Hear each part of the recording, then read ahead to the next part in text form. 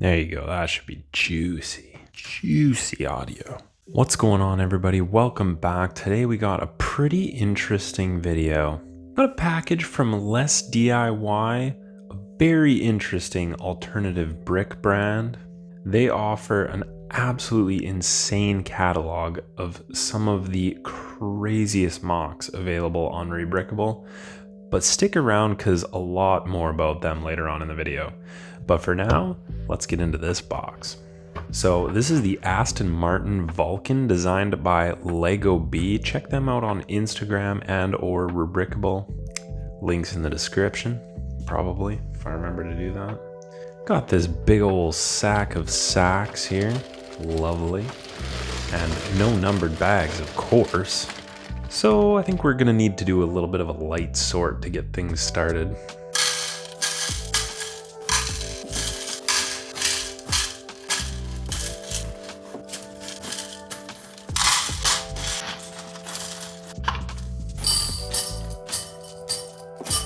With that out of the way, let's get into it. It's only step 20 out of 438, and shit's got complicated. Yeah, it got complicated. Okay. I mean, what is going on here? Some of these studio instructions are,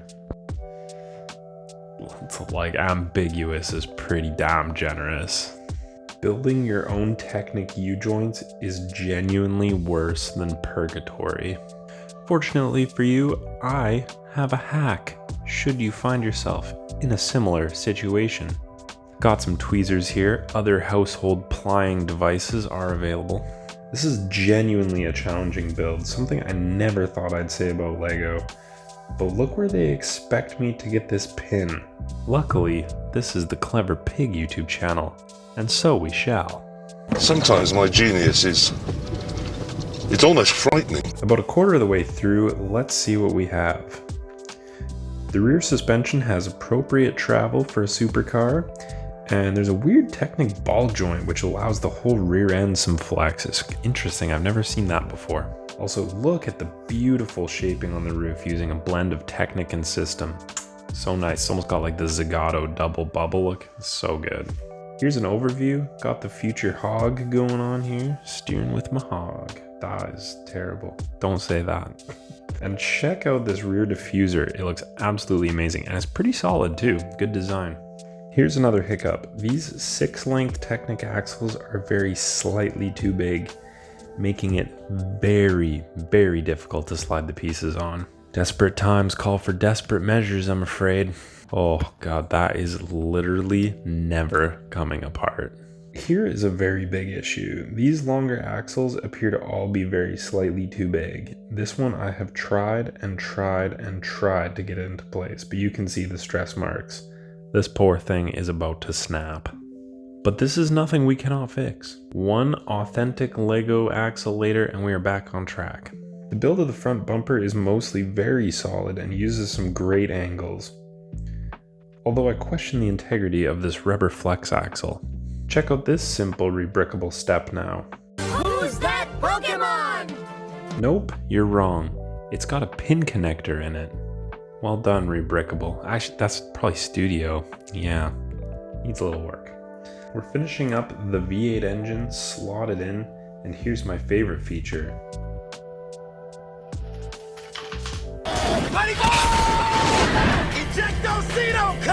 Actually, JK, that was just me being an idiot. I built it wrong. This actually works, no hate. Lego B, you rule. Another problem piece are these transverse axle pin connectors. They are so tight fitting that you need to use tools to help you along, or at least I do. I'm not that strong, admittedly. I'm not like frail. I've been literally using a hammer to do this. This is a new world, guys. Here's an update on the front end. It is looking epic. Such a dense build with a nice compact V8. And check out the steering, doubled up suspension for added stiffness. It looks seriously awesome. Monumental moment. Similar to the Bugatti Chiron, we are marrying the two halves of the chassis. Given how tricky the build has been, this is genuinely a bit nerve-wracking for me. Let's take a moment to appreciate the shaping LesDiy managed to get with this interior. Really incredible coming from the restrictive medium of LEGO Technic. Even the side skirts have excellent shaping, including room for the side exit exhausts. My god. Here are the rear arches, and I'm not sure you can see this, but these curved wedge bricks have an odd consistency. They're almost kind of like milky color. But beside that, take a look at the amazing shaping in the design. Even with the taillights on, it's amazing. After some work and fixing mistakes, the rear bodywork is on, and the shaping is just insane. I love it. And you can't see it, but I was literally giggling like a little schoolgirl when I put this on with how good it looks. Incredible. There appears to be an error in the instructions with the front splitter. It can't be installed, but we'll put a pin in that for now. We'll come back. Now we'll put the hood together, and again we have a small issue. I think with the design, I think this rod technically doesn't fit in this gap. The tolerances would be too tight. But we're gonna fix that, and if there's any squeamish viewers, look away for half a minute.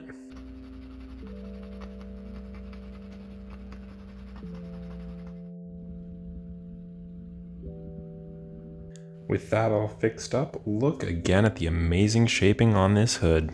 And fortunately, LesDiy has provided some spare parts, so I can use my genius to fix the front splitter issue. Put the wheels on and the build is complete.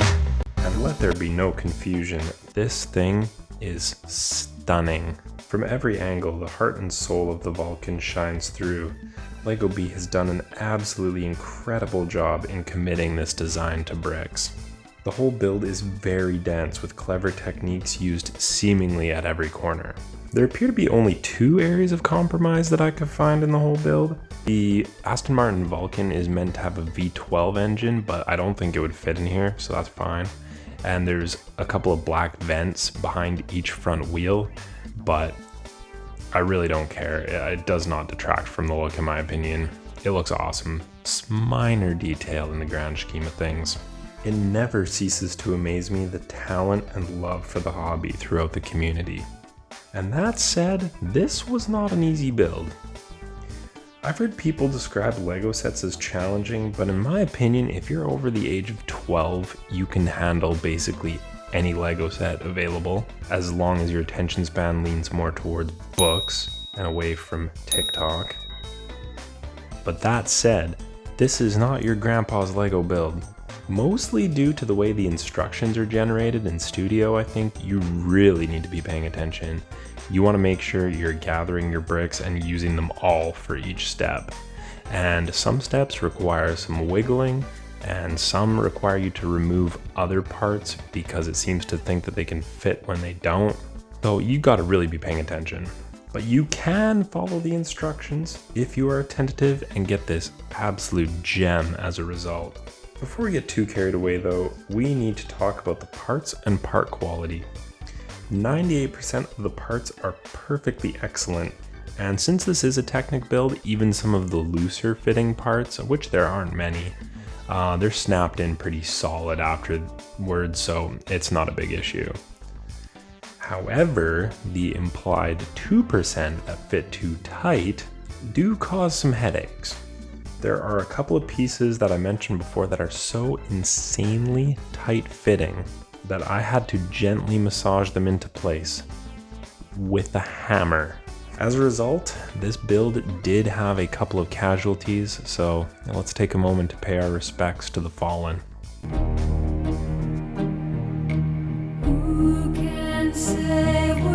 Alright, that's enough of that. So we've heard about the design and the build and the part quality, but where does LesDiy fit into all of this? Well, they actually fill an interesting gap in the hobby. They have some of their own sets and act as a retailer for others, but the vast majority of their catalog is rebrickable mocks that they will fulfill for you at a fraction of the cost of what it would be to get these through Rebrickable and Bricklink. Because if you've seen some of the mocks, especially the bigger ones with unique parts, get very, very, very expensive. So as a result, you can get, for example, this 2100 plus piece Aston Martin Vulcan for $140. Versus, I did some quick maths on the rebrickable, it'd probably cost you about $200, which is not massive, but the bigger you go with these sets, it seems the greater your savings are. And can we also just take a half a minute to appreciate some of the insane product listings they have on their website? Like, check out the stats on this Minas Tirith build. It's mind-boggling. 1 meter tall, 3 feet, 2 meters wide, 6 feet, 85 kilograms it weighs. Near enough 100,000 bricks. You'd be building it for years. I would anyways. Like, you can't make this stuff up. So thank you again for LesDiy for sending this set over for review. And definitely go check them out. Link in the description below. And they always seem to have some great promos going on. I saw they had like 15% up to around 20% off currently, so definitely check them out. But I will say thank you very much for taking the time to watch this video. I really appreciate it, and I will see you in the next one. See ya.